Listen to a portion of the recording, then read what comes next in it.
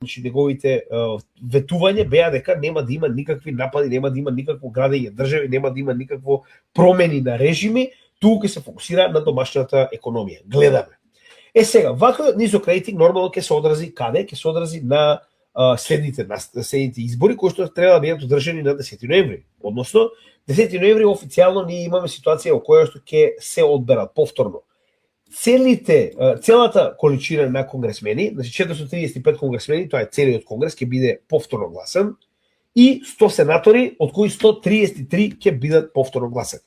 Значи, целиот конгрес и 1/3 од сенатот ќе бидат повторно гласани во ноември. Според моментално полимаркет, нормално, ова не може да го знаеме со сигурност, посебно со оглед на фактот дека ние не знаеме што ќе направи овој дебил до ноември.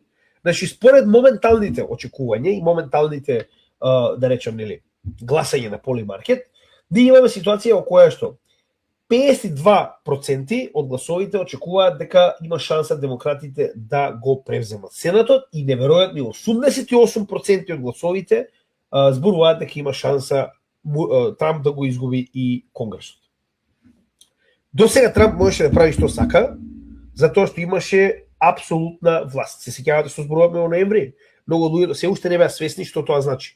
Рековме, не е само фактот дека Трамп успеа да победи претседателски избори, туку успеа да го добие Конгресот и Сенатот, и тоа со солидно мнозинство. Ако продолжи на овој начин, ние ќе дојдеме во ситуација во која што он потенцијално ќе ги изгуби и Конгресот и Сенатот. Тогаш нема да биде едноставно ова што го прави он и како сака да го прави во следните 2 години. Така да, еве што ќе го кошта прво, него, директно,